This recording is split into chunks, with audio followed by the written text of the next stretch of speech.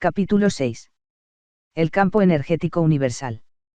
Cuando, siendo ya adulta, empecé a ver de nuevo los campos energéticos vitales, me sentí escéptica y confusa.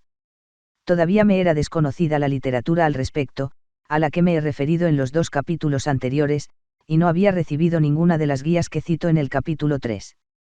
Desde luego, como científica conocía los campos energéticos, pero eran impersonales y estaban definidos por fórmulas matemáticas. ¿Estaban ahí realmente? ¿Tenían algún significado? Estaba creando mis propias experiencias. ¿Se trataba de un deseo, o estaba experimentando otra dimensión de la realidad con un significado y un orden, que suponía una gran ayuda para entender mis circunstancias vitales y, en realidad, la vida en su conjunto? Anteriormente había leído cosas acerca de milagros, pero todos les habían sucedido en el pasado a personas desconocidas para mí. Muchos de ellos parecían bulos y fantasías. La parte de mi ser como profesional de la física me exigía observación y control para demostrar estos fenómenos, reales o irreales. Por tanto, empecé a acumular datos, es decir, experiencias personales, para ver si encajaban en alguna forma o algún sistema lógico, como sucede con los fenómenos del mundo físico. Creía, como Einstein, que Dios no juega a los dados con el universo. Comprobé que los fenómenos que observaba se parecían mucho al mundo con el que estaba familiarizada, bien ordenados en forma, figura y color, además de claramente basados en la relación causa-efecto. Pero siempre había un poco más, siempre quedaba algo desconocido, inexplicable, misterioso. Llegué a comprender lo aburrida que sería la vida sin el misterio de lo desconocido flotando siempre ante nosotros a medida que avanzamos a través de, ¿qué? Tiempo y espacio. Así es como solía pensar. Ahora veo que avanzamos a través de las experiencias personales de la realidad. Pensar, sentir, palpar, ser, fundirse, individualizarse, solo para sumirnos de nuevo en una danza infinita de transformaciones a medida que el alma se forma, crece y avanza hacia Dios. Mis observaciones guardaban estrecha relación con los numerosos libros esotéricos escritos sobre el tema del aura y los campos energéticos. Los colores mantenían una correlación, al igual que lo hacían los movimientos, las figuras y las formas. Solía hacer la mayor parte de mis lecturas después de realizar las observaciones, como si aquella mano invisible se asegurara de que siempre experimentaba un fenómeno antes de leer acerca de él, de forma que no me fuera posible proyectar cualquier imagen mental que pudiera haberme formado con la lectura. Ahora creo firmemente en esta experiencia de guía que se desplaza a través de mi vida penetrando por completo en todo mi ser como una canción, que incluso me lleva a nuevas experiencias, nuevas lecciones, a medida que crezco y me desarrollo como ser humano. El ejercicio de ver los campos energético vitales universales. La forma más sencilla de empezar a observar el campo energético universal consiste, simplemente, en relajarse tendido de espaldas sobre la hierba en un agradable día soleado y dejar que la mirada vague por el cielo.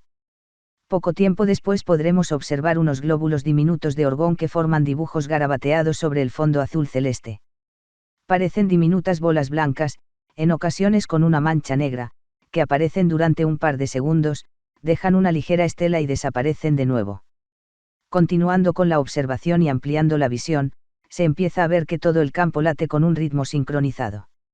Si el día es soleado, las diminutas bolas de energía serán brillantes y se moverán con rapidez. Si está nublado, resultarán más traslúcidas, su movimiento será más lento y su número menor. En una ciudad con el cielo contaminado por los humos se verán en menor número, oscuras y con movimientos muy lentos, están poco cargadas. Donde observé los glóbulos más abundantes y brillantemente cargados fue en los Alpes suizos, donde son frecuentes los días soleados y la nieve lo cubre todo en densas capas. Parece que es la luz solar la que carga los glóbulos.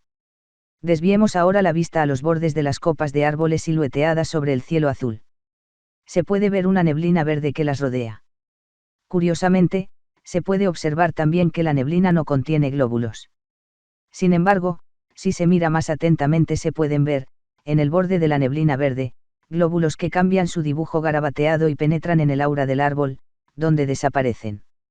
Aparentemente los absorbe el aura. El verde alrededor de los árboles aparece en la fase de nacimiento de las hojas, en primavera y verano. A principios de la primavera, el aura de la mayoría de los árboles tiene un matiz rosa rojizo, similar al color de sus yemas.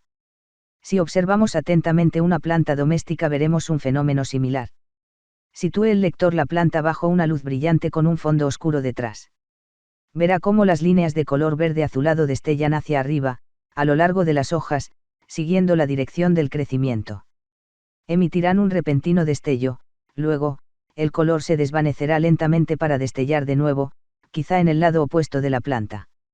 Estas líneas reaccionarán con la mano, o con un trozo de cristal, si se aproxima al aura de la planta.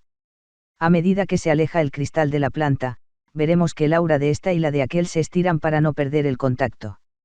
Se estiran como el caramelo. Véase figura 6.1. Figura 6.1, efecto del lapislázuli sobre el aura de la planta. En cierta ocasión intenté ver el efecto de hoja fantasma del que tanto se habla en la fotografía de Kirlian. Empleando estos métodos fotográficos ha sido posible registrar la imagen de una hoja completa después de cortarle la mitad. En aquel caso observé el aura de la hoja. Era de un sencillo color azul aguamarina. Cuando corté la hoja, el aura de toda ella se tornó marrón sanguinolento. Lamenté haberla cortado y me disculpé con la planta. Cuando se restableció el color aguamarina, un par de minutos más tarde, mostró señales definidas de la parte que faltaba, pero no con tanta claridad como lo había visto en las fotografías de Kirlian. Véase. Figura 6-2. También los objetos inanimados tienen aura. La mayoría de los efectos personales se empapan de la energía de su propietario y la irradian. Las piedras preciosas y los cristales muestran interesantes auras que se pueden emplear en la curación, con muchos y complicados dibujos formando capas. Por ejemplo, la amatista tiene una aura dorada con rayos de esa misma tonalidad que saltan de sus puntas cortadas en facetas naturales. Características del campo energético universal. Campo energético universal. Como se ha dicho en el capítulo 5, el campo energético universal ha sido conocido y observado a lo largo de los siglos. Se ha estudiado hasta en las épocas más remotas de la historia. Cada cultura ha dado un nombre distinto al fenómeno del campo energético y lo ha considerado desde su punto de vista particular. En la descripción de sus observaciones, cada una de estas culturas encontró propiedades básicas similares en el campo energético universal. Con el avance de los tiempos y el desarrollo del método científico, la cultura occidental empezó a investigarlo con mayor rigor. Conforme la técnica de nuestros equipos científicos se hace más compleja, vamos siendo más capaces de medir las cualidades más refinadas del campo energético universal.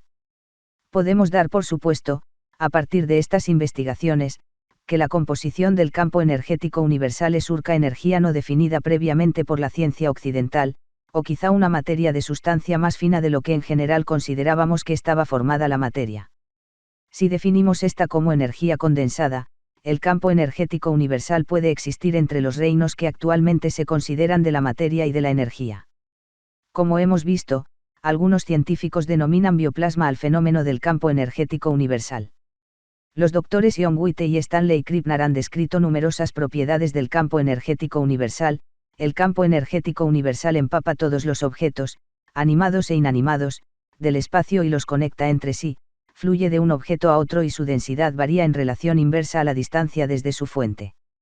Sigue, además, las leyes de la inductancia armónica y la resonancia simpática, el fenómeno que se produce cuando se golpea un diapasón y otro situado cerca empieza a vibrar a la misma frecuencia, produciendo idéntico sonido. Las observaciones visuales revelan que el campo está muy organizado en una serie de puntos geométricos, puntos de luz pulsantes aislados, espirales, tramas de líneas, chispas y nubes. El campo palpita y se puede detectar mediante el tacto, el gusto y el olfato, y su sonido y luminosidad son perceptibles para los sentidos superiores. Los investigadores de este campo afirman que el campo energético universal es básicamente sinérgico, lo que indica una acción simultánea de distintos medios que en conjunto tienen un efecto total más elevado que la suma de sus efectos individuales. Este campo es lo opuesto de la entropía, término utilizado para describir el fenómeno de la lenta degradación que observamos corrientemente en la realidad física, el derrumbamiento de la forma y el orden. El CM tiene un efecto organizador sobre la materia, y crea formas. Parece existir en más de 3 dimensiones. Cualquier cambio en el mundo material va precedido por una modificación en este campo. El campo energético universal está asociado siempre con alguna forma de conciencia, que va desde la extraordinariamente desarrollada hasta la muy primitiva. La conciencia muy desarrollada está asociada con vibraciones y niveles energéticos más altos. Vemos, pues, que el campo energético universal no es, en cierto modo, tan distinto de todo lo demás que conocemos en la naturaleza. Sin embargo, debemos esforzar nuestras mentes para entender algunas de las propiedades que posee. A determinados niveles es una cosa, normal, algo así como la sal o la piedra, tiene propiedades que podemos definir empleando métodos científicos normales. Por otra parte, si seguimos sondeando más a fondo en su naturaleza, se escapa de las explicaciones científicas ordinarias. Se hace escurridizo. Cuando creemos que, lo hemos puesto en su sitio, junto con la electricidad y otros fenómenos no tan inusuales, se desliza de nuevo entre los dedos y nos obliga a preguntarnos, ¿qué es realmente? No obstante, también podríamos preguntarnos, ¿qué es la electricidad? El campo energético universal existe en más de 3 dimensiones. ¿Qué quiere decir esto? Que es sinérgico y crea formas, lo que significa que va contra la segunda ley de la termodinámica, referida al crecimiento continuo de la entropía.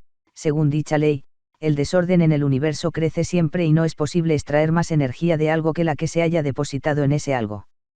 Siempre se obtiene un poco menos de la que se puso. Jamás se ha logrado construir una máquina de movimiento perpetuo. No es este el caso con el campo energético universal. Parece que continúa siempre creando más energía. Como el cuerno de la abundancia, se mantiene eternamente lleno, por mucho que se tome de él. Estos son conceptos asombrosos que nos ofrecen una visión muy esperanzadora del futuro frente al riesgo de hundirnos en el pesimismo de la era nuclear. Quizá algún día podamos construir una máquina capaz de conectarse con la energía del campo energético universal, lo que nos permitiría disponer de toda la que necesitamos sin la amenaza de causarnos daños a nosotros mismos. Revisión del capítulo 6.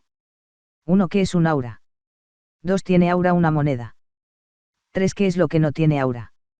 4. Describa el campo energético universal.